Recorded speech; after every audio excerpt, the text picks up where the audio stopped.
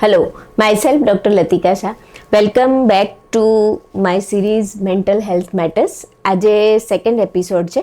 આજે આપણે ડિપ્રેશન વિશે વાત કરશું. ડિપ્રેશન આપણે ઘણીવાર સાંભળીએ છીએ, પરંતુ સૌથી મિસઅન્ડરસ્ટુડ એટલે કે નહીં સમજાયેલો જે શબ્દ છે અથવા તો રોગ છે એ છે ડિપ્રેશન. ક્યારેક તમને એવું લાગે છે કે તમે ઘણા બધા લોકોથી ઘેરાયેલા છો અને છતાં પણ તમે એકલા ફીલ કરો છો. એક જાતનો અંદર ખાલીપો અનુભવો છો અને આ ખાલીપાનો અહેસાસ છે એ જતો જ નથી. ઘણીવાર એવું થાય કે બધી જ વસ્તુ સારી છે, કશું જ એવું નથી કે જેનું દુઃખ હોવું જોઈએ, અને છતાં પણ તમને એવું લાગે કે કંઈક ખૂટે છે. તમે 7 થી 8 કલાકની સરસ ઊંઘ લીધી છે અને છતાં પણ તમને થાક લાગે છે. તો ડિપ્રેશનના લક્ષણો અલગ અલગ હોય છે. તો આજની વિડીયોમાં આપણે ડિપ્રેશનના લક્ષણો કયા કયા હોય છે, ક્લિનિકલ ડિપ્રેશન એટલે શું, ડિપ્રેશન કેમ થાય છે, ડિપ્રેશન થાય તો કેવી રીતે એની ટ્રીટમેન્ટ લેવાની, કોઈ આજુબાજુમાં કોઈને ડિપ્રેશન છે તો તમે એને કેવી રીતે હેલ્પ કરશો, એની આજે આપણે ડિટેલમાં વાત કરીશું.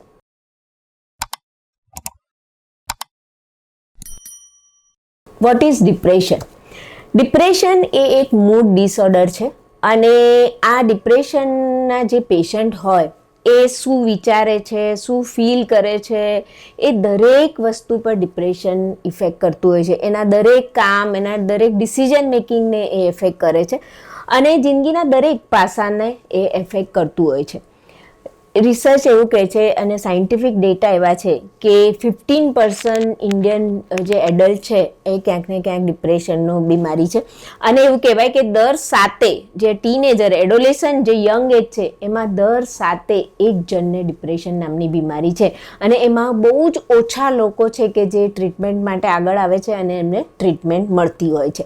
ડિપ્રેશનમાં શું થાય છે? તો ડિપ્રેશનમાં સેરોટોનિન અને ડોપામાઇન નામનો જે હોર્મોન છે તેનું ઇમ્બેલેન્સ, જે કહેવાય કે કેમિકલ લોચા, કેમિકલ ઇમ્બેલેન્સ એ ડિપ્રેશનમાં થતું હોય છે. ડિપ્રેશનના લક્ષણો કયા હોય છે?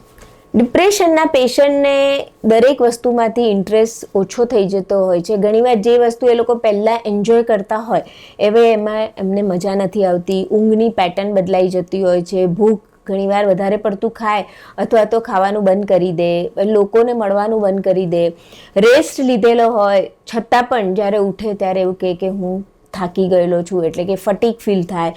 એ લોકોનું કોઈ પણ એક્ટિવિટીમાં કોન્સન્ટ્રેશન, જે ધ્યાન રહેવું જોઈએ એ લોકો કરી શકતા નથી. ઘણીવાર સાયલેન્ટ ફીચર્સ હોય, જેવી રીતે કે ફ્રેન્ડ્સ જ્યારે પણ બોલાવે ત્યારે ના પાડી દે કે મારે નથી આવવું, આઈ એમ ટાયર્ડ વાળું રિપીટેડ સેન્ટેન્સ તમને સાંભળવા મળે. એની સાથે જે એમને બીજા બધા લક્ષણો જોવા મળે એમાં રિપીટેડલી એવું બોલે કે ગિલ્ટ ફીલ કરે, વર્થલેસનેસ લાગે, એમને એવું લાગે કે મારી આ જિંદગી નકામી છે. દરેક વસ્તુમાં એમને ડર લાગે કે આ હું કરીશ તો ખબર નહીં આનું રિઝલ્ટ કેવું આવશે. તો અલગ અલગ લક્ષણો એમાં જોવા મળતા હોય છે.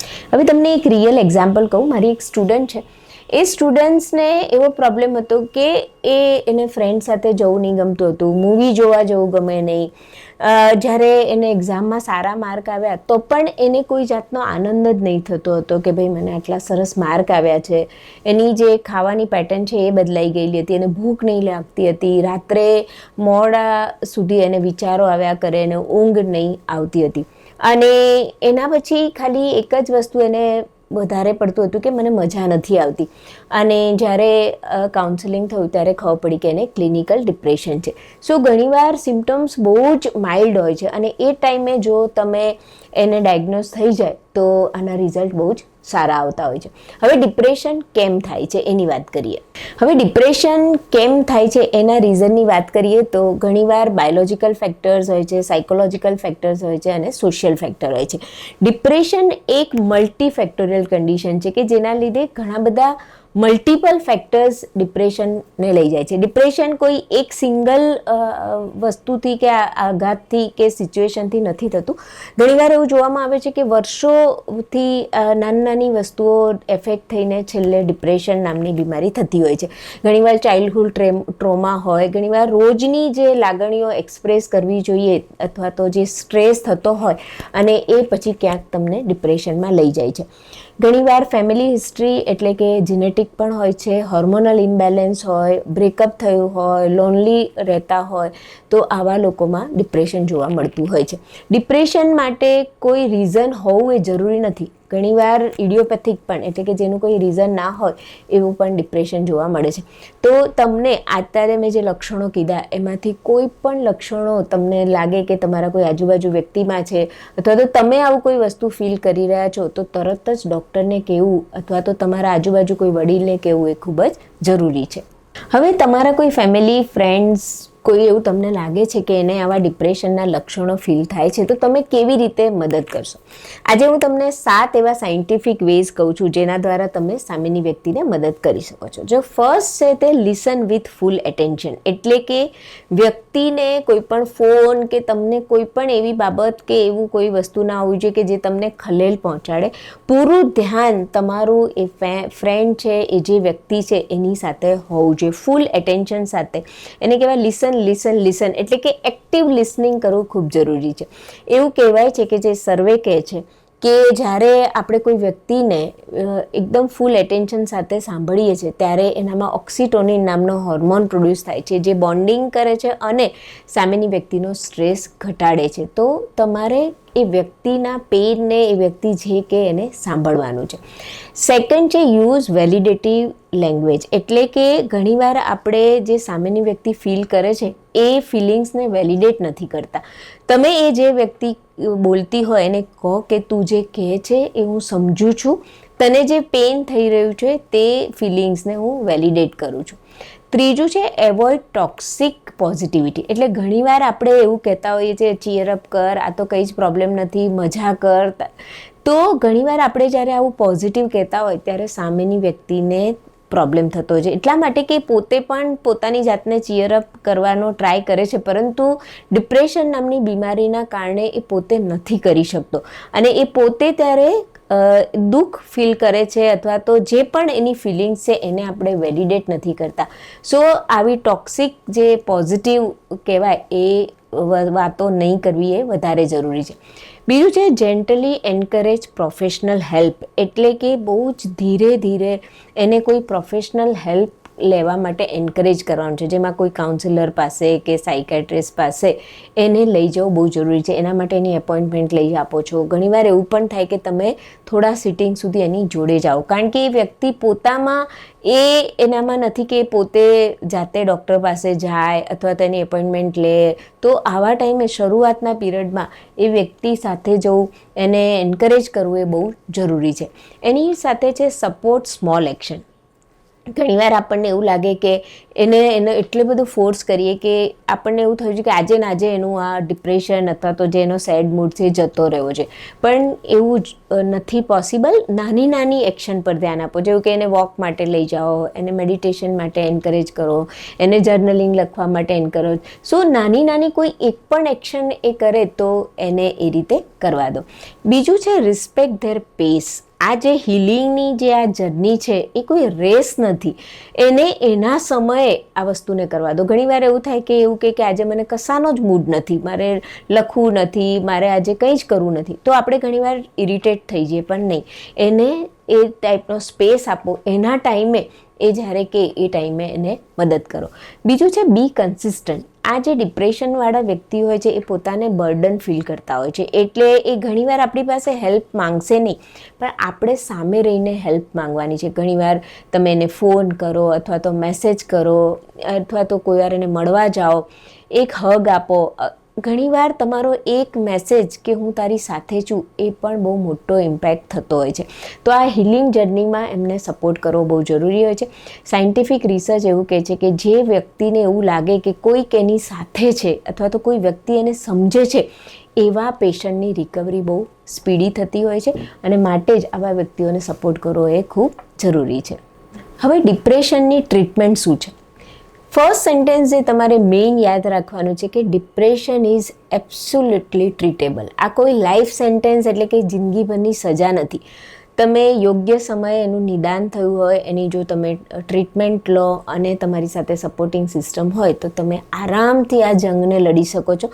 અને આનાથી રિકવરી તો થાય જ છે, પણ એની સાથે તમે જ્યારે આ ટ્રીટમેન્ટમાંથી બહાર આવો છો ત્યારે તમે વધારે મજબૂત, વધારે સ્ટ્રોંગ અને વધારે ક્લિયર થોટ સાથે બહાર આવતા હોય છે.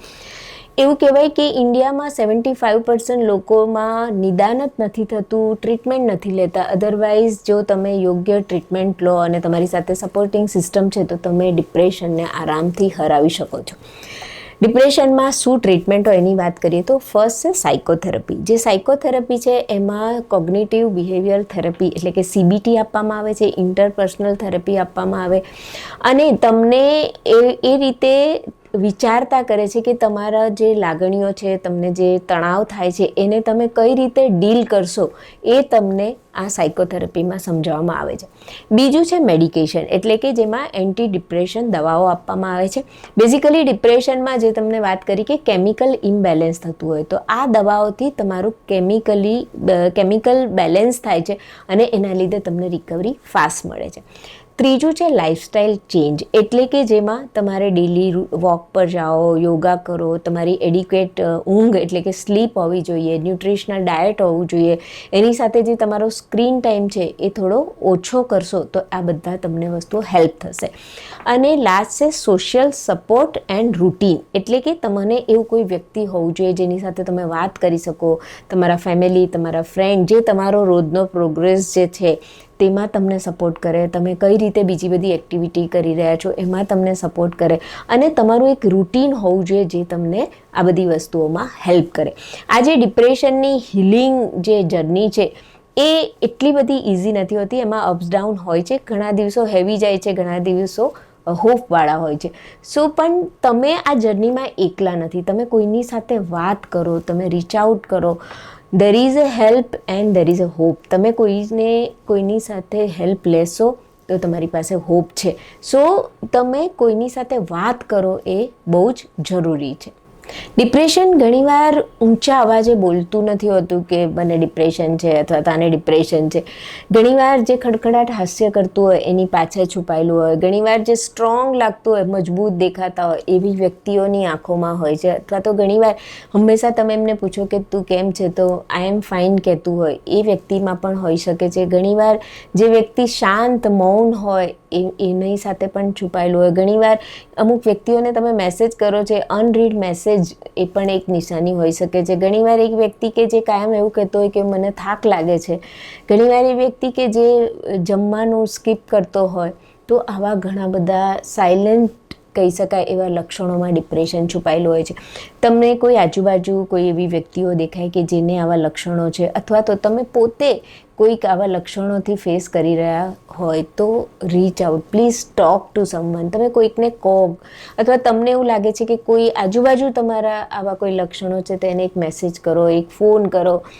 એની આ હિલિંગ જર્ની તમારા એક ફોનથી, તમારા એક મેસેજથી શરૂ થઈ શકે છે. એક વસ્તુ યાદ રાખવાની છે, you are not alone, you are not broken, you are deeply love. So just talk. તમને ક્યારે પણ એવું લાગે તો વાત કરો. આ તમને વિડીયો ગમી હોય તો લાઈક કરવાનું, શેર કરવાનું અને આ મારી ચેનલને સબસ્ક્રાઈબ કરવાનું ભૂલતા નહીં. Thank you. C you on a next video.